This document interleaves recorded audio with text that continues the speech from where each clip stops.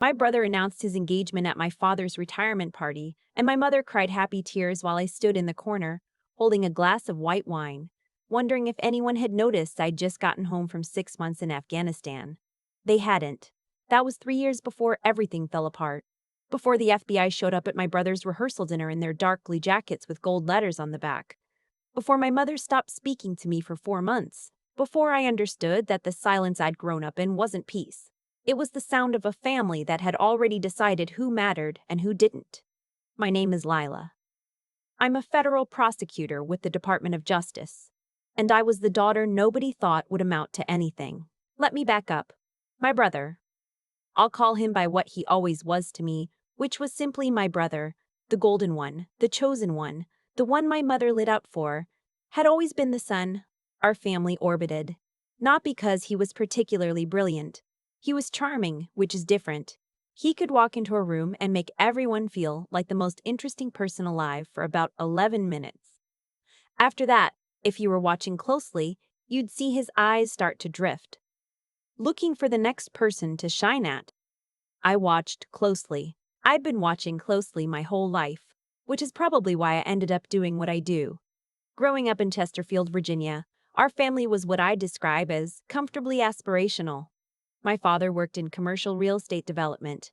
My mother ran the household like a small, tightly managed corporation, with my brother as the flagship product and me as, I don't know what the metaphor would be, the loading dock maybe.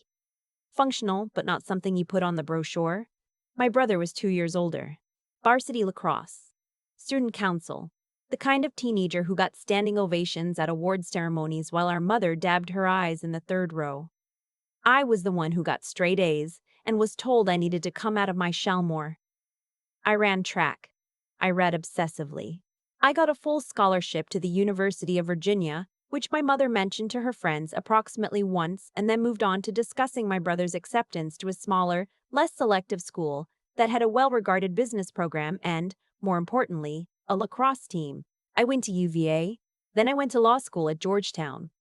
Then I passed the bar, joined the U.S. Attorney's Office, and eventually moved into federal prosecution. I was good at it. I was very good at it, actually. The kind of good that comes from years of being underestimated and deciding to treat that as useful information rather than a wound. My brother, meanwhile, had become a developer like my father. Real estate. New construction, mostly in the Richmond to D.C. corridor. He was successful enough, which is to say he drove a truck that cost more than my first apartment and took vacations to places with private beach access. He got engaged to a woman named, and I mean this is pure description, not judgment, the kind of woman whose main personality trait was being very beautiful and very agreeable, which my mother loved because it meant she could project whatever narrative she wanted onto the relationship without friction. They got engaged. They planned a wedding. They picked a venue in the Shenandoah Valley, a vineyard that cost what I make in 4 months, and the guest list swelled to 260 people. I was asked to be a bridesmaid. I said yes because I was still, at 31, trying. Here's what I didn't know in those months of dress fittings and bachelorette planning and driving 2 hours each way for venue walkthroughs. My brother had been using my name on loan documents for 14 months. Not my social security number. He wasn't that stupid. But my name appeared as a co-signatory on 3 separate commercial real estate loans totaling just under $4 million. The forgeries were good.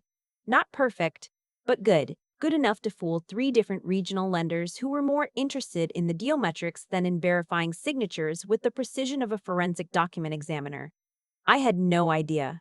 I want to be precise about that, because later, much later, after everything, there would be people in my own family who suggested, gently and then not gently, that I must have known, that I was complicit, that no one just signs things without reading them. I didn't sign them. That was the whole point. The first sign something was wrong came 8 months before the wedding. I was refinancing my condo in Alexandria.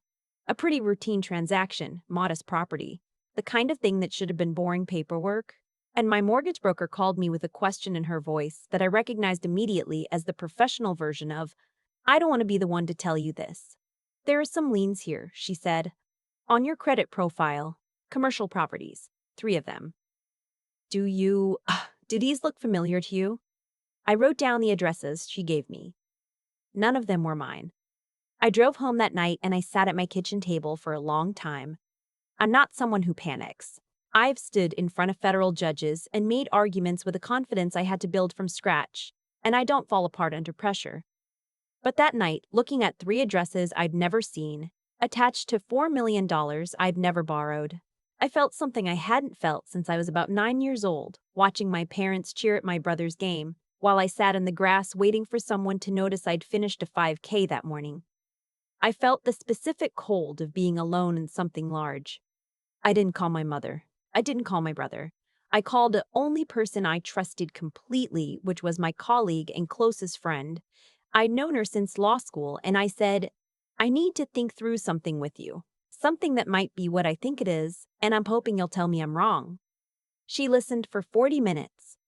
Then she said, very quietly, Lila, you know what this is. I knew what this was. I requested copies of the loan documents through my attorney. A process that took 6 weeks and involved enough paperwork to make even me tired. When the copies arrived, I spread them across my dining room table and looked at my signature.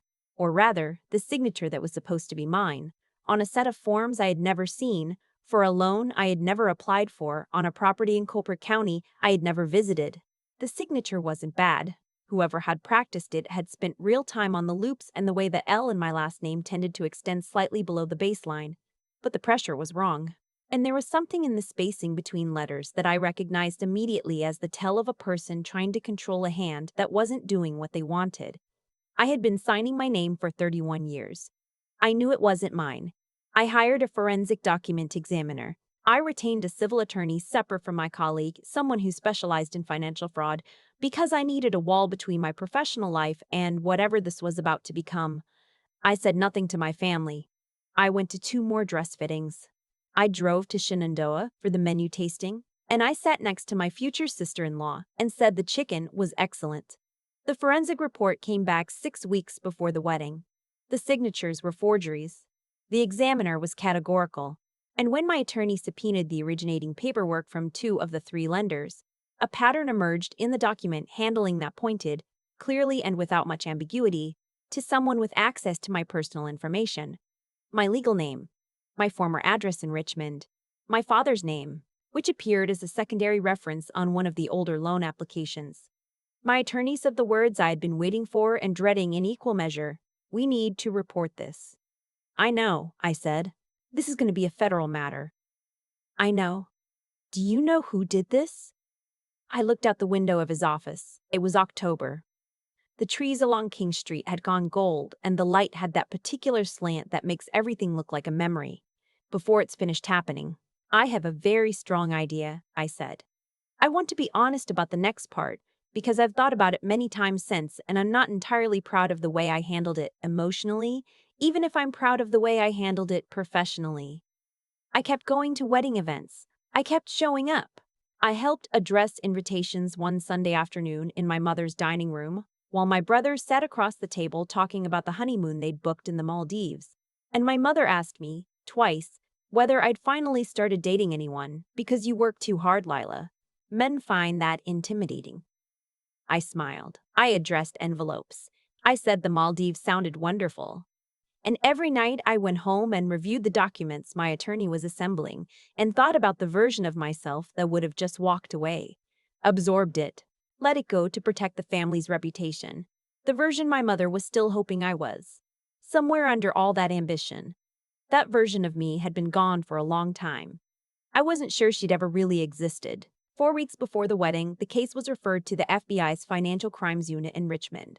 My attorney had connected with an assistant special agent in charge, I'll call by his title only, a man with 20 years in financial fraud investigation who listened to our presentation of evidence with the focused stillness of someone who had heard many versions of this kind of story and could identify immediately which ones had the weight of truth. He told us he'd be in touch. 3 weeks before the wedding, he called. We're going to move forward, he said. The timeline is going to be determined on our end. You understand you won't have advance notice of when. I understand, I said. This may happen at a difficult moment. I thought about my brother's rehearsal dinner, scheduled for the Friday evening before the Saturday ceremony at a restaurant in downtown Charlottesville that had a private dining room and a very good wine list. I understand, I said again. My mother called me the Wednesday before the rehearsal dinner and told me she was proud of how involved I'd been in the wedding planning. She said it with a warmth that I recognized as genuine. The specific warmth she was capable of when I was being useful in a way she understood.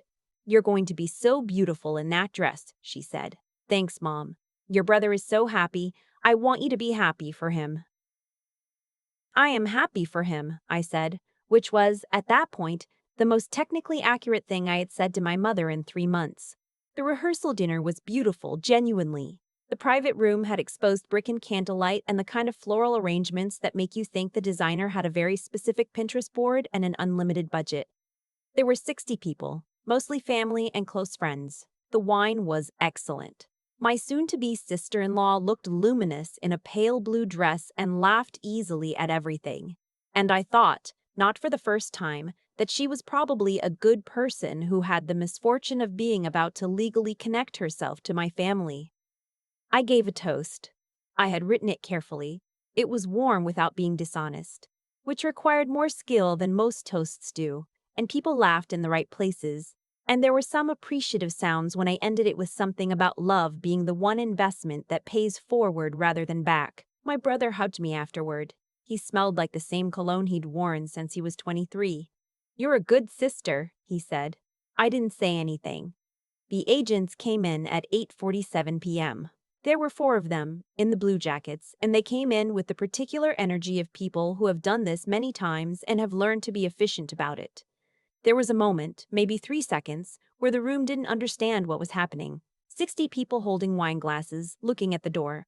Then the lead agent said my brother's name and asked him to step outside. My mother stood up. She actually stood up and said, "Excuse me, what is this?" in the voice she used when she felt something was happening that she hadn't been informed about and therefore couldn't have sanctioned. My brother's face, when he understood, and it didn't take long, it never does when you know what you've done, went through a sequence I watched with the professional detachment I'd spent a decade cultivating. Confusion first.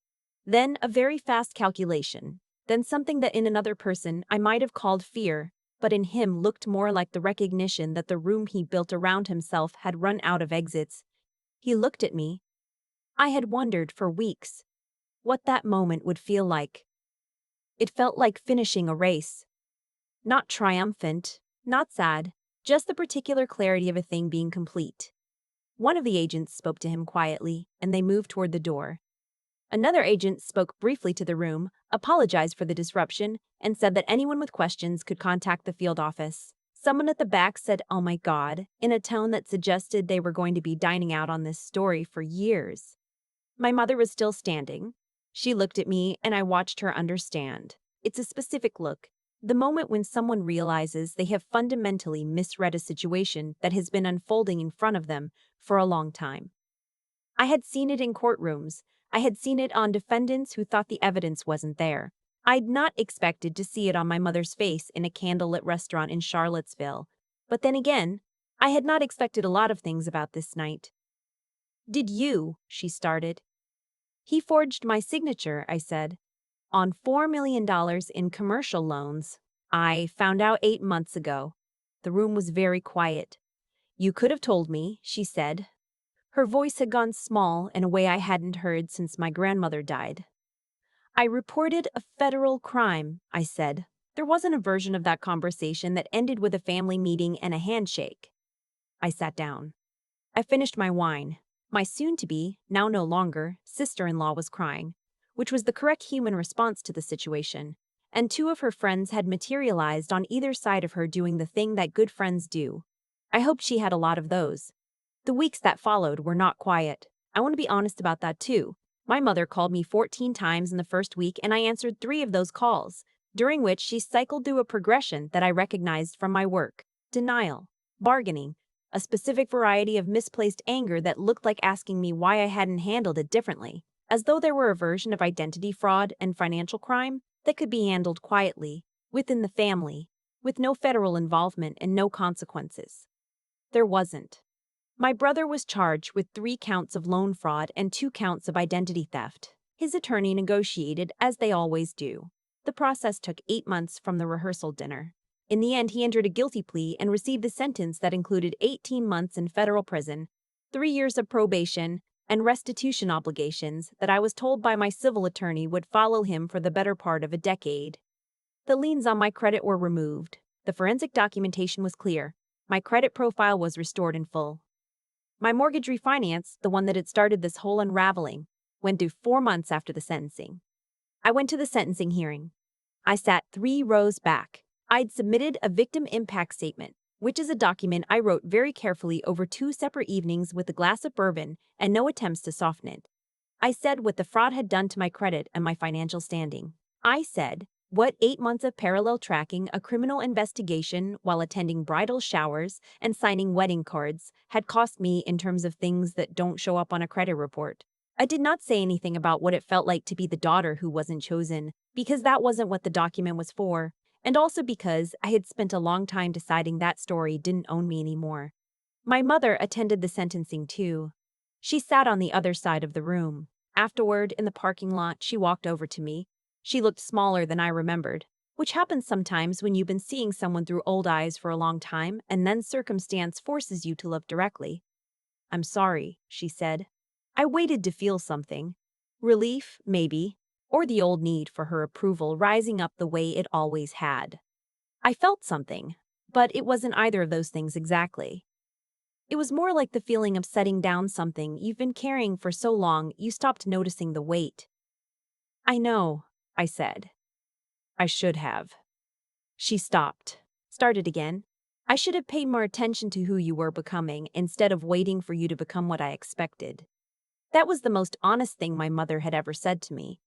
I think she knew it. The parking lot was cold and the sky had that flat white quality of late February, and we stood there for a moment in the kind of silence that isn't comfortable but is at least real. "I'd like to have dinner sometime," I said. "Not yet, but sometime." She nodded. I got in my car and I drove back to Alexandria on I-66 with the heat up and the radio off and the particular feeling of a person who has stopped waiting to be seen and started simply, quietly, being. My brother called me once, from a facility in North Carolina, about 5 months into his sentence. I answered because I was curious, mostly. He said he was sorry. I believed him, in the limited way you can believe someone who is sorry they got caught, along with being sorry for what they did. Those aren't the same thing, and I've learned not to require them to be. "I know," I said, which was becoming something of a theme. "I don't expect you to forgive me," he said. "Good," I said. "That's a reasonable expectation." There was a pause. "You were always the smart one," he said. I just, I don't know. I don't know why I didn't think you'd find out." "Because you weren't really thinking about me," I said. "You never were." Another pause. Longer this time. "Yeah," he said. "Yeah," he said. "Yeah, I think that's right." We didn't have a lot left to say after that. We said goodbye and I set my phone down and looked at my condo. My condo. The one with the refinanced mortgage, and the credit file that was finally clean, and the kitchen where I had sat up until 2 in the morning too many nights in a row going over documents. And I thought about the version of this story where I'd stayed quiet. I couldn't find her. The woman who would have stayed quiet. I looked for her and she wasn't there. I'd spent 31 years believing my family's version of me, believing that the quiet daughter, the one who didn't light up rooms, the one who worked too hard and intimidated men and made career choices that didn't make good party conversation, I had believed, somewhere underneath all my own confidence, that they were right, that I was less than. What I know now is that I was exactly what I had always been, which is someone who pays attention. Someone who notices pressure and spacing and the slight wrong angle of a letter that doesn't belong. Someone who, when the room empties out and the lights go down, knows exactly where she is and what she's standing on. I am not the daughter my family made. I am the prosecutor I built myself into, in the quiet, without applause, in the years when nobody was watching. It turns out that's enough. It turns out it was always enough. The mortgage closed on a Tuesday in April. I signed my own name, carefully, in every place marked with a small red arrow. It looked exactly like mine.